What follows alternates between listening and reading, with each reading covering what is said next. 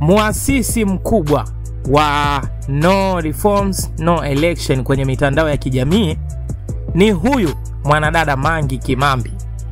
Yaani kama unakumbuka, alitupostia kwenye mitandao yake ya kijamii akitangaza kinagaubaga kwamba kaamua kuingia kwenye siasa rasmi kwa muda wa miezi 5. Yaani yeye anataka hakikishe mpaka uchaguzi unaisha ndio arudi kwenye masuala yake ya umbea.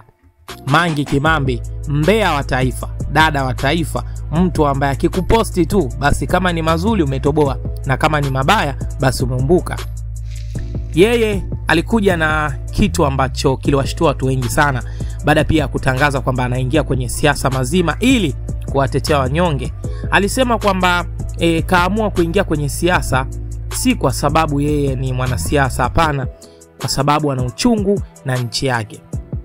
Sasa akaanzisha kampeni yake ya kwenye mitandao ya kijamii kwamba msanii yeyote, mwanasiasa yeyote yule mkubwa ambaye tunamjua kwamba huyu sio mtu wa Chadema, akiposti chochote kwenye mtandao wake wa kijamii basi twendeni tukamshambulie kwenye comment section pale, kwamba comment yako no reform no elections, hivyo tu basi, halafu unaondoka zako. Sasa kama umebahatika kuona vijana wengi wakicomment hivyo kwenye mitandao ya kijamii, basi Mange Kimambi ndio aliyetangaza hiyo nini tuseme kama vile ushawishi wake. Yani alishawishi watu waweze kuanzisha hicho kitu kwamba msanii akiposti chochote kile kwenye mitandao yake ya kijamii basi comment ni no reform no election. Na tumeona amefanikiwa kweli kweli, kwa sababu mpaka kuna watu wanalia, wanalalamika, followers wao wanashuka, comment ni nyingi. Tuliona kuna yule jamaa ambaye aliposti video yake akisema Guest Country, ni msanii yule Chela, lakini alishtushwa baada kuona no reform no election nyingi, akaamua kuzungumza kuhoji hiyo no reform no election ina maana gani. Sasa hebu msikilize Mange Kimambi hapa. Unajua akamwambia nini kamanda? Kumbe na mapolisi nao wanakuaga machawa. Kuna kitu kazungumza na anasema sehemu siku hizo wanapagawa. Sasa hatujui kazungumza hivyo kwa sababu gani ama alikuwa na mantiki gani. Msikilize hapa Mange Kimambi, drop comment, utakomentisha kinoma noma. Bye bye. Wa Tanzania, naomba niwaambie kitu. CCM sasa hivi wamechanganyikiwa,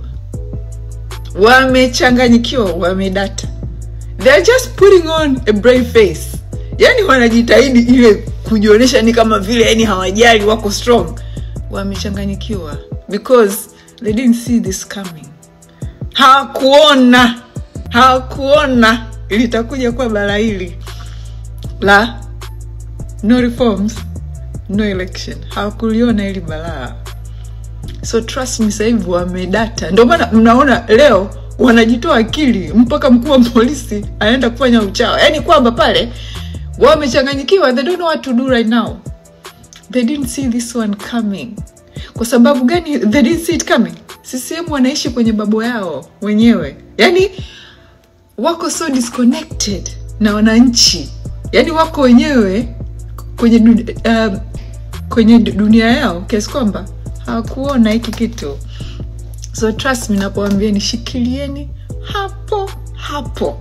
Sasa hivi watakuja na matamshi ya kutuvunja moyo kwamba hatuwezi, hawajali. Lakini trust me wanajiarishia sasa hivi. Shikilieni hapo, tutashinda.